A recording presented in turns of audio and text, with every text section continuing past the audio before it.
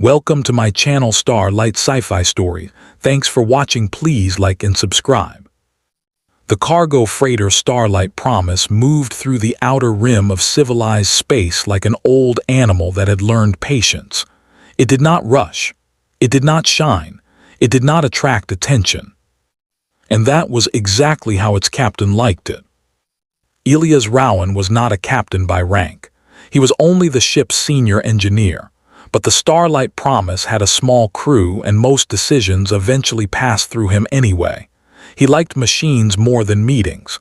Machines made sense. Machines broke for clear reasons. Machines did not lie. Space, however, often did. On the night everything changed, Elias was alone in Cargo Bay 7, tightening a loose grav stabilizer plate. The bay lights were dim to save power. Long shadows stretched between metal crates stacked 3 levels high. The steady hum of the engines vibrated through the deck beneath his boots.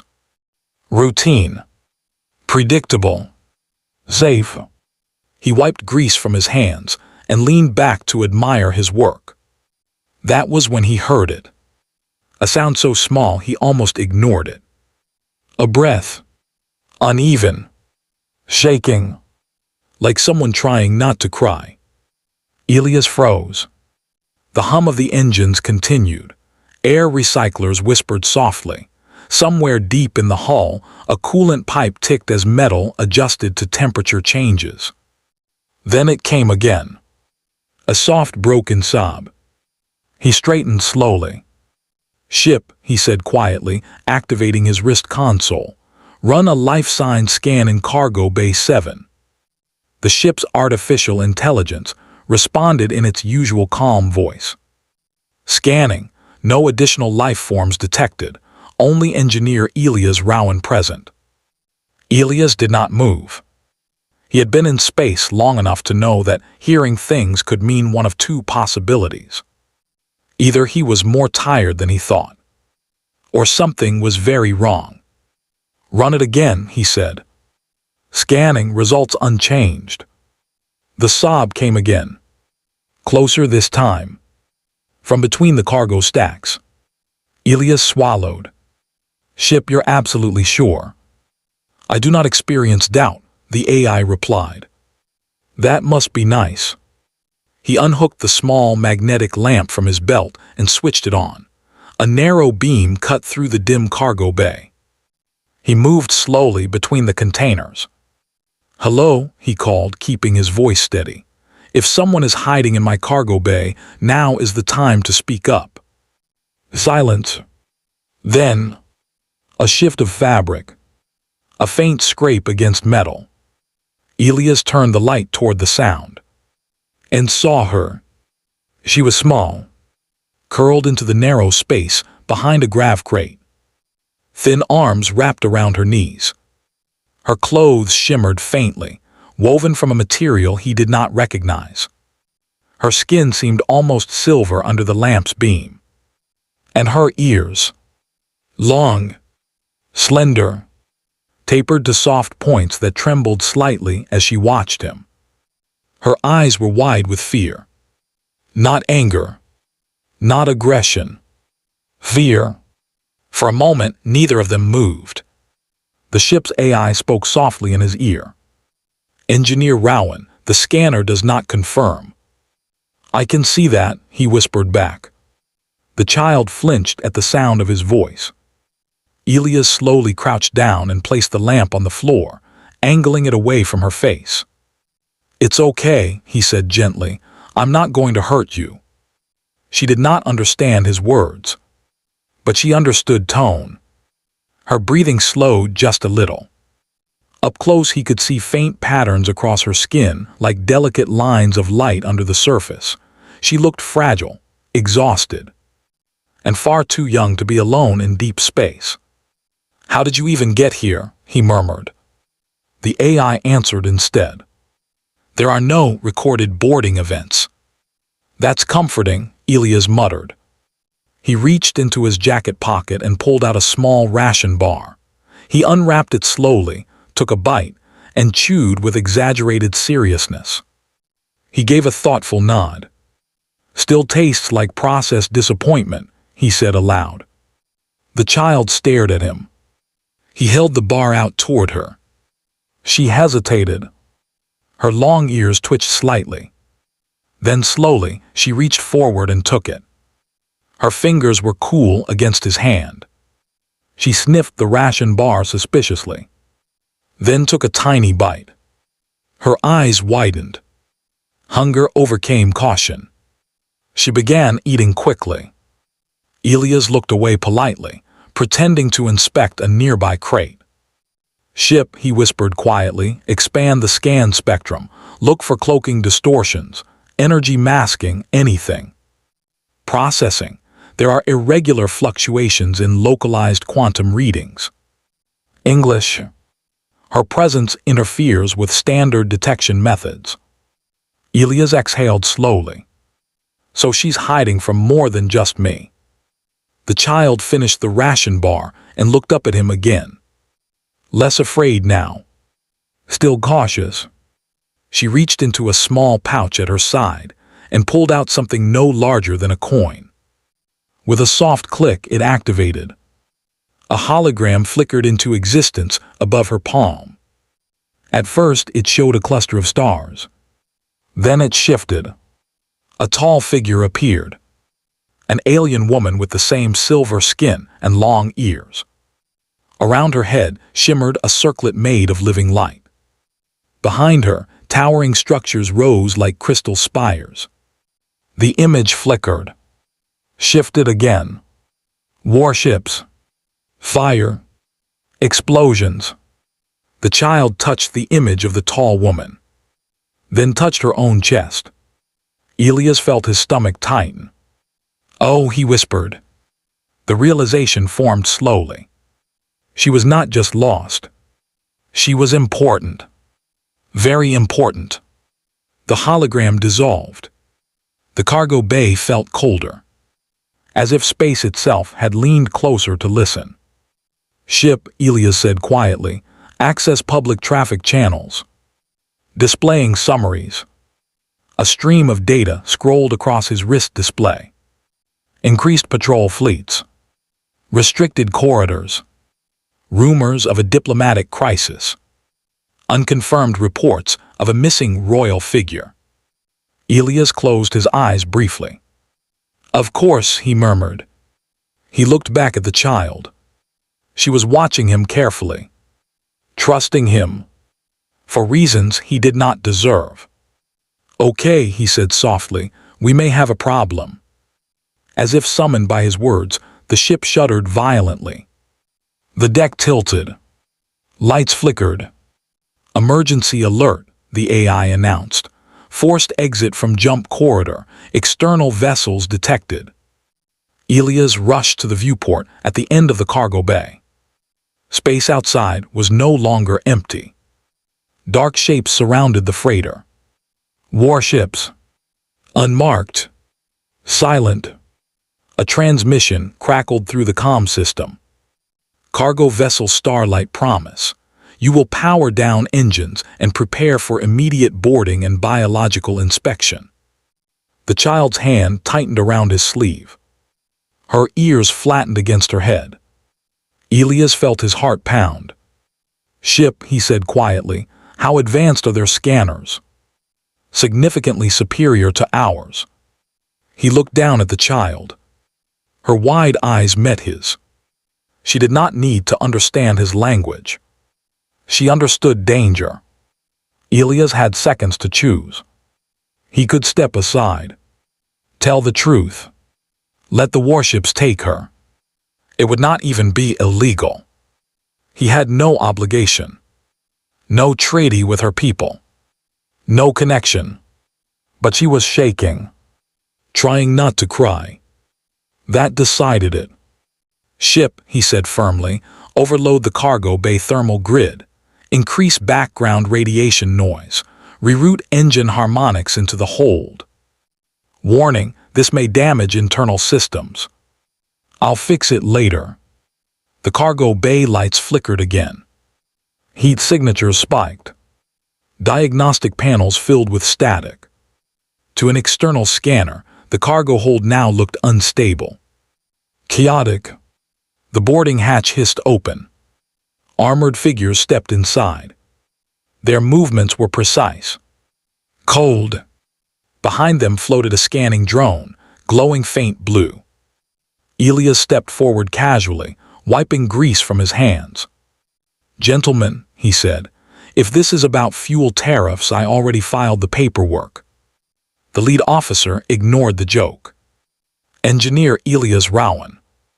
"That's me. We are conducting a search." Clearly. The scanning drone drifted past him. Its sensors swept the cargo stacks. Static crackled across its surface. Elias leaned against a crate, looking bored. "Had some thermal issues earlier," he offered. "Ship's old, she complains a lot." The officer watched the readings carefully. "Your cargo hold shows irregular energy spikes." "Story of my life." The drone hovered near the child's hiding place. Elias forced himself not to look, not to react. The drone paused. Its sensors flickered wildly, then dimmed. "Interference detected," it reported in a metallic tone. The officer's jaw tightened. "Have you detected any unauthorized life forms?" Elias shrugged. "Only me, and I'm not sure I count." Silence stretched. Long. Heavy. Finally, the officer gestured to his team. They withdrew. The hatch sealed behind them. Outside, the warships held position for another minute, then slowly drifted away. Elias did not move until they vanished from view. Only then did he let out the breath he had been holding. The cargo bay lights steadied. He turned back. The child stepped out from hiding. Her eyes shimmered. Not with fear now. With something else. Relief. She walked up to him slowly. Then did something that surprised him completely. She hugged him. Small arms wrapped tightly around his waist. Elias froze. Then gently placed a hand on her shoulder. "Yeah," he murmured, "that was close." He looked toward the viewport where the warships had disappeared. He knew something important now. Those ships were not rescue vessels. They were hunters. And if they were searching this hard, others would be searching too. The child stepped back and looked up at him. Her expression serious. Trusting. Elias sighed softly. "Okay," he said, "looks like you're staying a little longer." Far beyond the freighter, unseen by human eyes, a new fleet prepared to enter the sector. Bright, royal, desperate. And the quiet cargo bay of a small human freighter had just become the center of something much larger than either of them understood. The engines of the Starlight Promise hummed steadily. But the universe around it was no longer quiet. And this was only the beginning. The sky above Kepri Prime burned like a wounded sun. Admiral Elias Rook stood on the shattered balcony of the captured alien citadel and watched humanity's fleet descend through fire. The atmosphere was thick with smoke and plasma trails. Human ships, scarred, bleeding light, cut through the heavens in tight formation. They had come. Every surviving vessel from the Sol Defense Network, every miner-turned warship, every civilian transport refitted with railguns. Humanity had gathered its broken bones and formed a fist. And that fist was falling. Behind Rook, the alien Supreme Mind screamed through the air without sound. Its massive crystalline body pulsed with violent colors. It had believed Earth was finished. It had believed fear would keep humans divided. It had been wrong. Rook pressed his communicator. "Ground forces, this is Rook. Operation Dawn is active. We hold this city or we die in it." Static answered him. Then came thousands of human voices. "Copy that." Across the alien capital, human soldiers rose from the rubble. They had been hiding for 2 days, surviving on ration dust and hope. Now they ignited their armor cores and charged. Above them, the first human dreadnought broke through the clouds. The horizon's edge. It was half its original size. Entire sections were missing. One engine burned black smoke, but its spinal cannon still glowed. The alien fleet pivoted instantly. Sleek black ships swarmed toward it like insects. The Supreme Mind's colors shifted to icy blue. It had not expected this many. Rook smiled grimly. Surprise. In orbit, Captain Amara Singh gripped her command chair as the horizon's edge shook violently. Alien plasma carved into their port side. Warning alarms screamed. Return fire, she said calmly. The spinal cannon fired. A beam of white fury split space. 3 alien cruisers vanished in expanding spheres of light. Debris rained down into the atmosphere like shooting stars. Cheers erupted across the human fleet channel. But there were too many enemies. The alien armada darkened the sky. And then something changed. From behind Earth's battered formation came ships that did not match any registry. Blocky, industrial, ugly. Civilian. Mining barges from Mars. Cargo haulers from Titan. Asteroid drilling platforms welded with missile racks. They transmitted one simple message across all frequencies. Earth stands. The alien fleet hesitated. Human ships accelerated. The second wave slammed into the enemy line at point-blank range. It was not elegant warfare. It was brutal. Human captains rammed their vessels into alien hulls. Boarding pods launched through explosions. Marines cut into enemy ships with torches and old-fashioned steel. They fought not for conquest. They fought for home. On the surface, Rook felt the sky tremble. He looked up just in time to see a burning alien dreadship crash beyond the city walls. The ground shook. The Supreme Mind's body flickered violently now. Its confidence was breaking. You cannot win, it projected directly into Rook's skull. Its voice felt like ice through bone. You are fragmented, weak, your kind fractures under pressure. Rook wiped blood from his nose where vessels had burst. Maybe, he said quietly, but we fracture outward. He raised his rifle and fired at the mind's crystalline form. The bullet did nothing. But the act mattered. Human artillery opened from every direction. Missiles streaked in. Rail rounds hammered against the mind's shields. The alien entity lifted into the air, energy spiraling around it. Entire city blocks ripped free from gravity and hurled toward human positions. Soldiers were crushed. Tanks were flung like toys. Still they advanced. A young private crawled forward through broken stone, missing one arm, dragging a detonation pack behind him. For Earth, he whispered. He triggered it beneath the mind's shielding node. The explosion tore open a fracture in the Supreme Mind's defenses. It screamed, not in Rook's thoughts this time, but aloud, a terrible sound that shattered glass for miles. Now Rook roared. From orbit, Captain Singh saw the shield collapse. She did not hesitate. All power to spinal cannon, overload if necessary. Her crew looked at her. They all understood. If they fired at this range, the feedback would destroy the horizon's edge. Singh nodded once. For Earth. The cannon fired. The beam punched through the atmosphere like divine judgment. It struck the Supreme Mind dead center.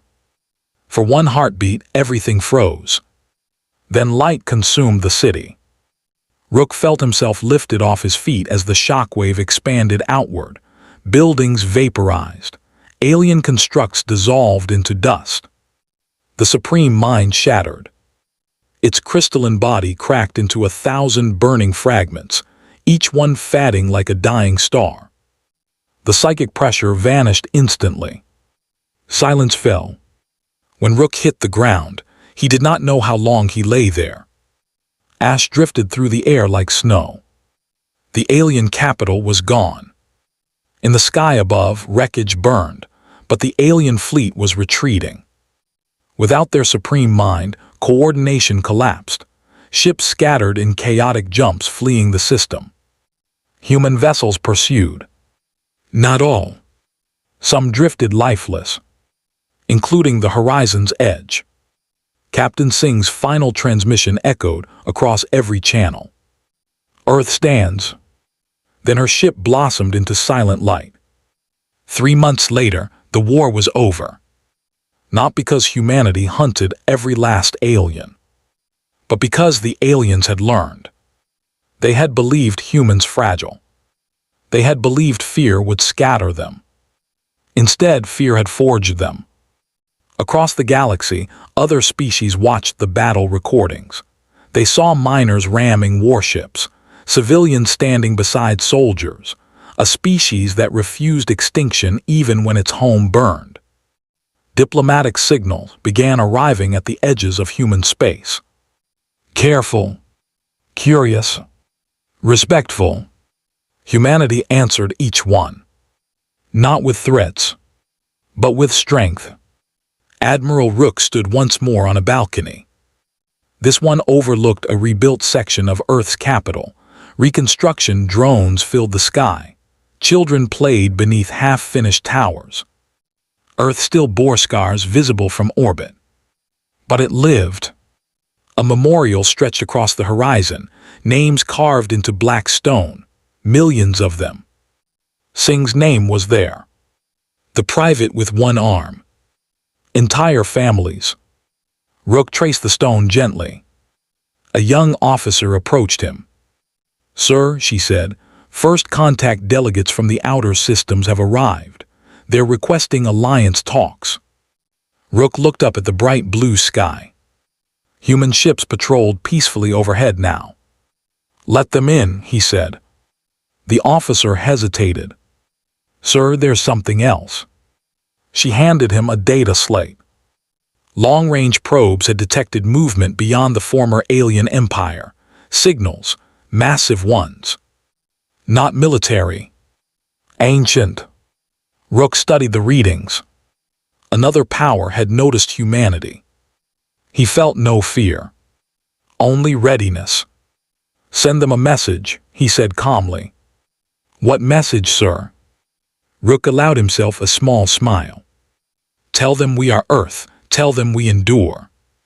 Years passed. Human colonies multiplied across nearby stars.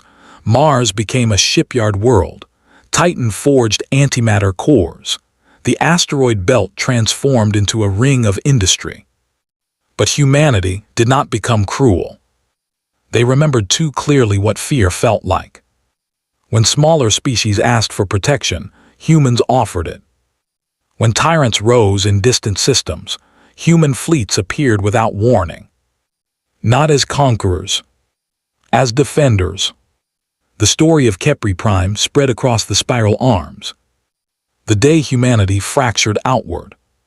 The day a species without claws or scales broke an empire with stubborn will. Alien historians tried to understand.